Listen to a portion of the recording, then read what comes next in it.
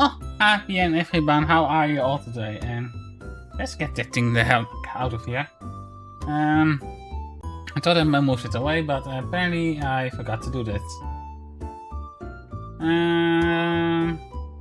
Let's see.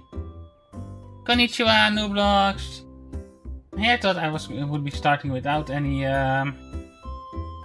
shenanigans today, but shoo shoo. Shoo shoo, Super Clown.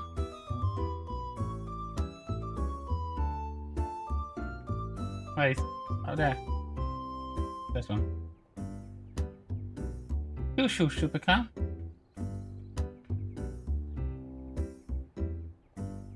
Wait a second. I think I made an oopsie here.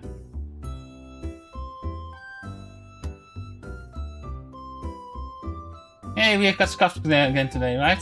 Well, I'm scuffed today anyways. I forgot to ask if people had questions, what questions they would be today, so I don't have any questions lined up, so if you do feel like asking a question, feel free to do so here in chat. Yay! Can be about me, about any of my buddies, or Bundle Sale or whatever. Or just a general topic you want me to talk about, so feel free. Anyways, today, well, since we didn't get any of the questions, let's just skip straight into the news. Shall we? And after that, we can see where we go from there.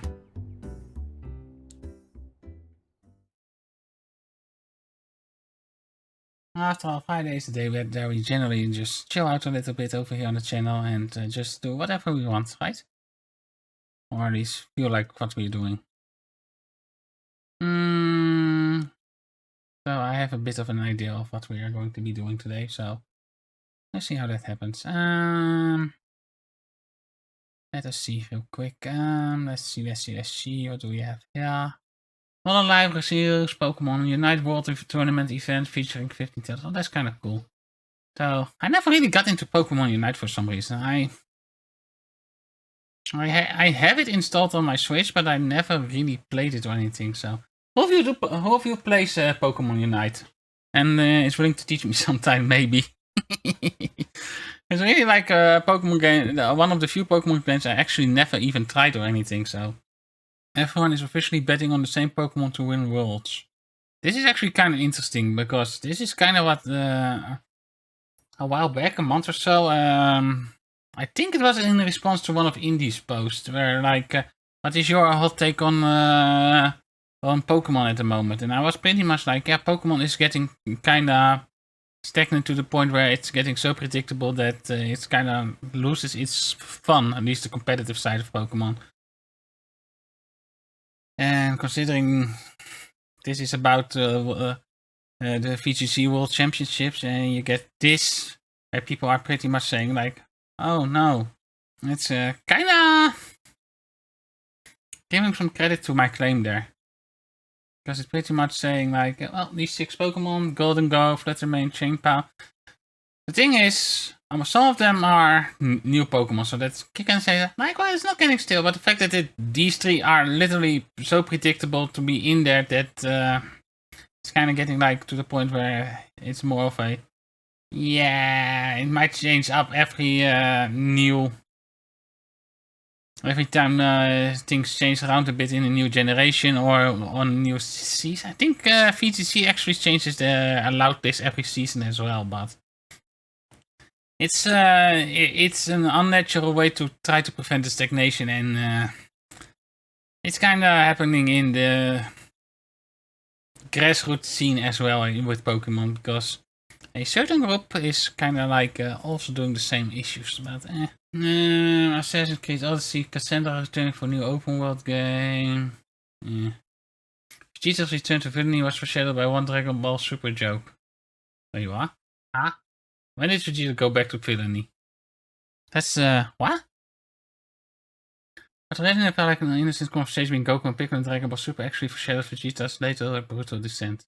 Vegeta embracing his evil side again was one of Dragon Ball Super's most tantalizing prospects, which is why it's unfortunately as his actual boss with villainy felt much too random. However, a light-hearted moment in the anime not only foreshadows Vegeta's embracing his villainous days later on, but subsequent actions also seem to suggest that The Saiyan Prince would likely succumb to his evil urges once again. In episode 37, as Dragon Ball Super, Piccolo and Force Goku had expressed confusion on why Vegeta trained Cabba from Universe. That Vegeta likely did so because he missed the kinship of Saiyans, to which Goku replies he's a Saiyan too. Piccolo answers by saying that Vegeta doesn't like Goku, and then later laughs when Goku can guess what bothers Vegeta about him. This scene clearly foreshadows what later happens on Planet Zero. In chapter 76 of Dragon Ball Super by Akira Toriyama and artist Toyotaro, Vegeta actually attacks Goku, and the other Saiyan had the audacity to interfere in his fight against Cerulean Granola. Saiyan Prince explains to his surprise rival that there was no reason for them to fight along each side anymore, saying that the only reason that he had been all those years was because he had to protect Earth and his family. Moreover, Vegeta explained that since they were now fighting on a completely different planet, he would rather die than team up with Goku again. Even after Vegeta reformed in DBZ, the Saiyan always conveyed a dislike for Goku to some degree, diminishing it to a more humorous gag than anything else. However, Goku and Piccolo's discussion was a little more sinister just because it was someone other than Vegeta seriously addressing their relationship, as opposed to another character just quipping about it offhandedly. Of course, chapter 12 of the manga presented the scene not as jokingly. The manga obviously couldn't deploy the emotion and music like the anime, which also added in Piccolo's chuckling at Goku's ignorance, which is completely new. Vegeta's first fight against Goku Black also hinted at his true feelings. This is so far-fetched. Calling it villainy for not liking Goku, this... I don't know, that is kind of like... besides, I don't think it's really... Screen Rant, of course, Screen Rant. Screen Rant, CBR always have those weird takes. This is Vegeta not potentially liking Goku. It's also has a whole thing to do with how they see fighting and Genshin Impact version 4.0 launches August 16. First details. Okay, so for those that are on my Discord server, let me plug it real quick. But I already posted the codes for Genshin that are out and some of the upcoming banners as well. So if you're into that, let's see what else is announced. I think the live stream was earlier today, right? Yeah, I think so. But I slept late. I really slept late. I slept for like 10 hours today. So when I said last night I was tired, I actually was really tired apparently. Set out to the nation of justice, where culture, art, and technology are nurtured, and dive into an aquatic adventure with Liney, Lynette, and Freminet. Teleport waypoint and northeast will be unlocked, revealing the national fountain on the far shore atop a majestic waterfall. Send the waterfall, you will see an aquabus that's ready to take you to the major location of Fontaine as you cruise along the canals. Once aboard, you can enjoy a scenic route guided by a special Medusan crew member. You can freely explore this area and tons of world quests when you ride. I still need to yeah, Sumeru now. I have been so freaking lazy on playing Sumeru. Clockwork Mecha. I'm not sure what I think about the underwater stuff though. That's one of the reasons why I didn't like Sumeru too much. Too much with the layering going on and all that. The new characters are nice looking though. They have style to them. Then again, most Genshin characters do so. I really want to try to get Lynette, but the later Army Maritime Knowledge, the youngest brother Freminet. Okay, brother, okay. I wasn't sure. First, a character whose Claymore prefers icy strikes when entering the pair's timer state upon calling his elemental skill. The professional diver will borrow the power generated by fully pressurized burst to inflict powerful cryo and physical damage by unleashing his elemental burst. Burst time is boosted with high efficiency and increased combat capabilities. Interesting. More okay, this is important. With abundant new adventures to explore, quality of life features. Please give us some of the stuff that you put into Star Rail, please. Let's see what else. SQC accounts of stealing content after walking away from his reaction stream. Yeah. I think most people are right on that one. If you make a reaction video or of something, actually react to it instead of being like, oh well, my viewers want to view this, so SQC is Sailor Moon's weirdest detail. Okay, we got CBR going here. The medical kills, of beat humor, unique character choices, and eerie character design. Okay. Consider an ambiguous classic that's also highly creative work. Wove layers of brought the middle characters in the world, driven mythology. Time to make a moon tiara built in Elden Ring. The fantasy classic influence dozens of magical girl anime. The animated series is also extensive, thriving on the plot of the manga. As such, the excess of too bad the original series kinda moved away from the manga plot to an extent, though. Certain characterizations. Chibi also is a lot more tolerable in the manga and in Sailor Moon Crystal than she was in the original. In the original, I hated her. Petermaat gravely wounds Queen Beryl with a rose. It's nice to see Hasbro considering that he's Sailor Earth for all intents and purposes. Engie murder carp noises. That's the best question. If is Rosa's powers, then why didn't he use them to defend himself and the Senshi more often? Apparently his flowers are meant to be more proactive than a fleshed out part of a power system. It's easy to bind to Sailor Moon's power by love for others and for the earth, but the same goes for Tuxedo Mask. Something as simple as his rose is what puts a crucial nail in Rose Corvan simply because nothing will ever defeat his love for the titular character. As its core, Sailor Moon's romance is heavily inspired by myths and folktales. Sometimes a scene works simply because it's meant to be metaphorical. What I checked out when I saw this to the dog. Point made. My point is I made exactly there. Alan and Anne look oddly like Fiore. This was a filler arc, by the way. So Alan and Anne are misguided antagonists in the Doom Tree arc. They come from a planet that's been destroyed, and to their knowledge, the two of them are the only remaining survivors of their race. In the Fiore, the antagonist from the R movie, The Promise of the Rose, is likewise lost and alone. Okay. Three aliens have a lot in common. They are good people who are misguided by strange entities, and they all look oddly alike. Yeah, well, each share the same hair color and style, fashion. Yeah, this is probably just considering the movies are pretty much filler as well, sort of. So it's probably more like the character designer for the character designs for the film for the filler stuff pretty much got reused. But yeah. His Guardian, Son by Alan. One of the most more. This is a lot of stuff that. Sailor Saturn and Sailor Pluto are both out of Senshi with strangely enmeshed powers and symbolism. Sailor Saturn is formerly Senshi, a power sense about death and destruction.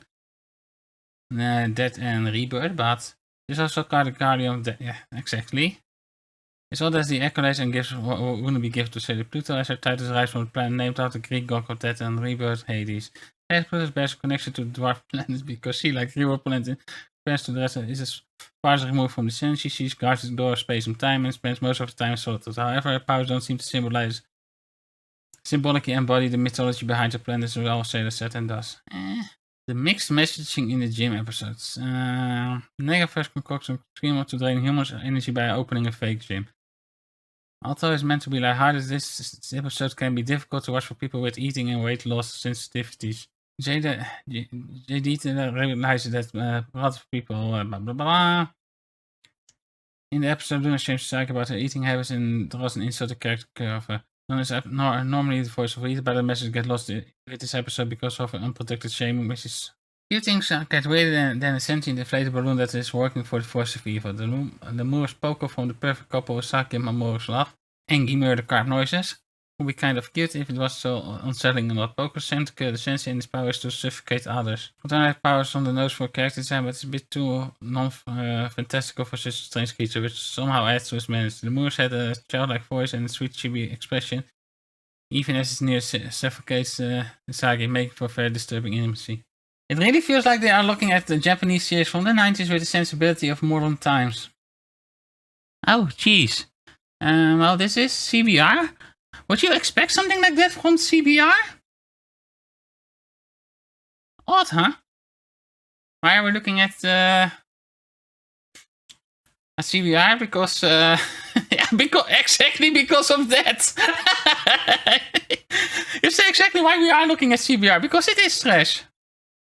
His grandfather is incredibly inappropriate. His grandfather goes around young ladies, he works at the shrine with her and is goofy spirit and solely lacking in social skill. On his own, his personality wouldn't be a problem, but that's not half of it. He's incredibly forward with ladies who are decidedly not in his age group. He flirts with girls and even passes Amy, even though he loves his grandmother very much. He's a bit of a creep to everyone else. Fortunately, Ray's grandfather character's can only get more uncomfortable as the series progresses. Rumi Wario's name for Tuxedo Mask. In the episode Become a Prima, Sagi's ballet, Sagi Tuxedo Mask face off against Kurumi Wario. Kurumi Wario is a puppet nutcracker I don't like that word. Creature that was creepy enough to by its mere design, but it also has an off-kilter sense of humor that can come across as slightly off-putting at times. Cinema likes to say the nearly always enters a battle by thoroughly introducing herself. Krummy Wire checks Cinema's confidence in a split second by pretending to mishear her name, calling him Torpedo's ass. I guess that means some happy murder card noises. This completely throws the master of his game and makes for a delightfully unexpected and slightly crass moment of pure comedy. Oh, yeah, I remember this one. Wicked Lady kissing Tuxedo Mask. One of Sailor Moon's weirdest moments still spark controversies to this day. CB Ursa gets manipulated and transformed by Wiseman into a warped version of herself in Sailor Moon R. Wiseman has a particular gift for exploiting good people's worries and weaknesses, then brainwashing them into his being his henchman. Chibi Ursa as Tuxedo's master and Sailor Moon's future daughter. No doubt it's strange and unsettling for her to meet her mother as she's a goofy teenager still dating her eventual dad, but Chibi Ursa sublimates that discomfort by trying to compete with her future mother for her future father's intention. It culminates in Wicked Lady kissing Tuxedo Mask under Wiseman's manipulation in one of the most awful and disconcerting. I mean, yes. But that's kind of the entire point of the scene. But okay. Even with literally mythology themes as well as life and death stakes, Sailor Moon doesn't seem like it will be the kind of anime with a crucifixion scene. Turns out it is though. In episode 123, Shadows of Destruction, the Awakening of Messiah of Silence, poor Hotaru is bound to a cross. Episode's imagery makes sense in light of Mistress 9's title, The Messiah of Silence. Even so, the imagery goes extremely hard for shoujo anime, as opposed to a yosei or dark fantasy seinen. Chibi also sees Hotaru in a hazy distance in the dream. Sensei's title a cross and scratch it. Yeah, some of these are general point, like with Wicked Lady and all that. I still think we need, at some point, we need to get an anime that actually features adult Chibi Ursa doing her antics, though. She actually does get her own Sailor team as well. But that would be kind of fun to see, I think.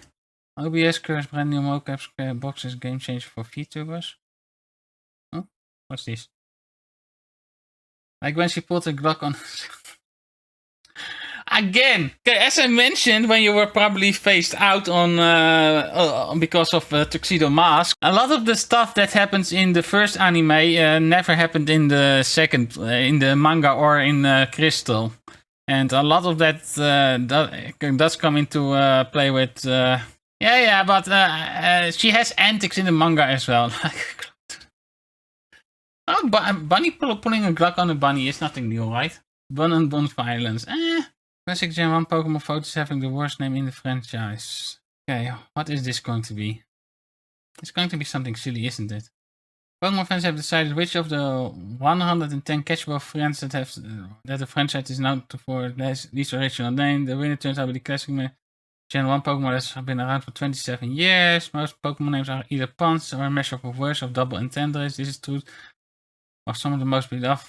For example, Pseudowood, the reference to despite looking like a tree, is actually a rock type. Equally, legend birds are Articuno, Zetos, and Moltres are named. Elf song that references to typing, and the other one, 2, and 3 in Spanish. Often, all Pokemon's name are born equal, and the community has come together to decide which community, because I don't. There was fear back and forth as fans decides which has the worst name. It's much deliberation. A champion was crowned. Seal. I mean, I wonder what the runner-up is then, but although Seal was proved the most prevalent answer, it wasn't the only Pokemon get a lot of votes, since others apparently frequently included Ducklet, Talonflame, Trow, Flamigo, Krabby, Porygon 2, Ekans, Arbok, and most of the Paradox Pokemon. I feel like people are hating on Seal too much. It was a different time. Okay, sure, it's not the most original, but I think Seal is still better than Iron something. Iron this, Iron that. Fair enough, but still. Actually, Talonflame has an excuse for its bad name. It's originally from a French area. A French-inspired area. That's enough of an excuse. Then underrated anime series every friend should give a shot. You know what? Let's see what weird takes they have here. It is not CBR, so The Great Pretender. I think people were pretty much mostly being like, oh, hey, this is a good series. Space Dandy is totally not underrated because Ghost Hunt. My fascination with the unknown leads her to the CBA psychic research team. Using her growing psychic abilities, Mai will work with spirit medium, a schijnmaiden, an exorcist, and a monk to uncover the dark. I haven't really heard of this, but that might just be me. Skip Beat isn't really underrated as well, because that was heavily pushed when it came out. I have heard about that one as well. BNA. This sounds familiar. I think I've seen stuff about it, so... yeah, this is kinda... Nothing Burger. This is like... these are series that aren't in the top... I don't think any of those are really underrated. Magma X Live. Offline Steam page goes live. Oh, cool. Actually... If it is live, let's see if I can actually see it. I can! Oh, that's cool. So I am allowed to play the offline version of it. I couldn't get it. I couldn't get the Steam version, the normal Steam version, the online version. I couldn't get that one, so that was a bit annoying. But I'm allowed to play this one. Yay! Oh, get pet on. No, not the pets! Don't pet me anymore. I don't like being pet or anything like that. It's not like being head pet or anything. Baka. I really cannot do Sundera well. Because I like head pets. Thank you.